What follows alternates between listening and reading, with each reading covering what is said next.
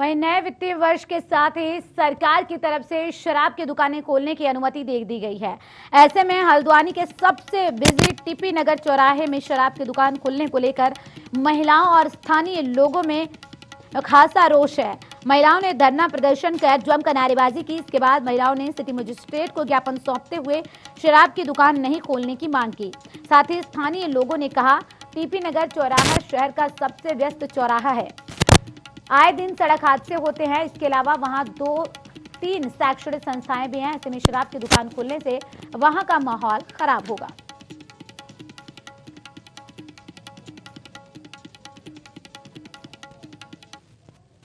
शराब की दुकान खुलने से तो सबसे ज्यादा महिलाओं को दिक्कत है। पुरुष तो शायद वैसे खुश भी हो रहे होंगे, नजदीक में खुल लिया, लेकिन हमारी मातृशक्ति ने एक संकल्प लिया है कि किसी भी हालत में हम उस विद्यालय के पास में, क्योंकि 3 विद्यालय आसपास हैं, वैसे भी एजुकेशन हब है वहाँ पे और काफी स्कूलों के बच्चे वहाँ पर जाते हैं, बिल्डा के जाते हैं, मैथ्स के जाते हैं, सेंट लॉरेंस, सारे सीनियर सेकेंडरी स्कूल्स हैं, तो वहाँ के सारे बच्चे वहाँ से निकलते हुए जा रहे हैं। तो हम माताएं बच्चों को छोड़ने जाती हैं और ट्रांसपोर्ट नगर के 3 बाईपास मार्ग हैं और एक ट्रांसपोर्ट नगर बाईपास है, 3 ट्रांसपोर्ट नगर के अंदर के रास्ते हैं। वैसे वहाँ पर जाम की स्थिति बहुत ज्यादा है। तो हम ये चाहते हैं कि वो स्कूल न वो करना चाह रहे हैं, शराब की दुकान अगर गवर्नमेंट ने उन्हें ठेका दिया है, खोले, कहीं भी खोले, लेकिन वहाँ पर हम किसी भी हालत में, हमारी मातृशक्ति ने संकल्प लिया है, हम किसी भी हालत में शराब की दुकान नहीं खोलने देंगे। इस प्रकार हमें परसों पता चला कि टीपी नगर, ट्रांसपोर्ट नगर जो एक बिल्कुल क्राउड एरिया है, वहाँ पर आए दिन एक्सीडेंट जोन होते हैं, वहाँ पर शराब भट्टी खुलने जा रही है, जिसके अगल बगल बिल्कुल 50-60 मीटर की दूरी में 3 स्कूल हैं। तो हमें पता चला, उसके माध्यम से जितनी मातृशक्ति और महिला शक्ति हमारी पूर्व प्रधान है और जितनी हमारी महिला शक्ति यहाँ पर है, हमने उसका विरोध किया। हमें और कल भी पेपर के माध्यम से पता चला कि अभी कोई प्रशासन के द्वारा कोई उसमें प्रस्ताव उन्हें पारित नहीं किया गया है, मगर हमें ये पता चला है कि 20 दिन पहले से वहाँ के जो जनप्रतिनिधि लोग हैं उनके साथ बैठक हुई है, उनको भी पता था कि शराब भट्टी खुलने जा रही है, तो हमने इसका विरोध किया। ये हमारे पास ट्रांसपोर्ट नगर के नागरिकों ने जो अभी ये ज्ञापन दिया है, उसमें वहाँ पे एक शराब की दुकान के बारे में बताया गया है, जिसके बारे में मैंने आबकारी इंस्पेक्टर से भी बात किया था। तो उसने मुझे बताया है कि अभी ऐसा कोई भी वहाँ पर चिन्हीकरण नहीं हुआ है या कोई भी रिपोर्ट नहीं लगी है किसी भी दुकान खुलने की। मैंने इन लोगों को आश्वस्त किया है कि हमारे मानकों के विरुद्ध कुछ भी नहीं होगा। अगर ऐसा हमारे मानकों में नहीं है तो निश्चित ही वहाँ पर इस तरीके की दुकान नहीं खुलेगी। ये मैंने उनको आश्वासन दिया है और इसकी मैं जांच भी करवा रही हूँ कि क्या स्थिति क्या है।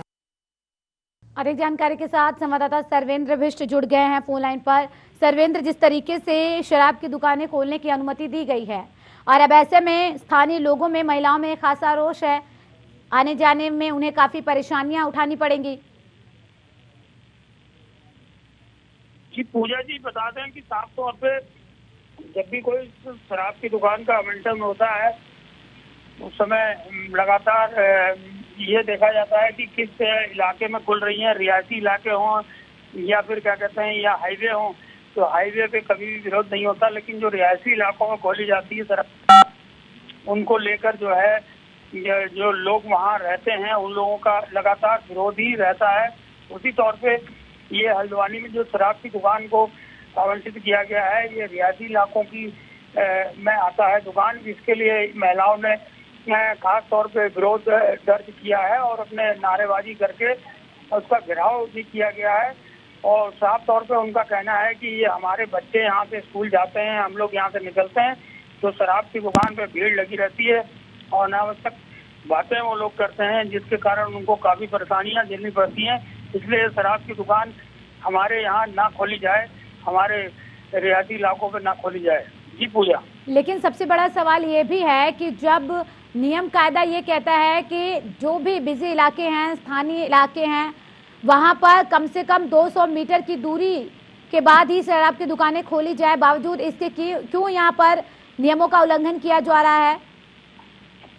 जी साफ तौर पर सरकार ने एक तरीके से शराब की दुकानों का खोलने का जो निर्णय लिया है, अभी नया टेंडर हुए हैं, इसके आधार पे जो शराब के ठेकेदार हैं उनको साफ तौर पे देखा गया है कि वो उस जगहों पे दुकान खोलते हैं जहाँ पे ज्यादा से ज्यादा सेल हो सके।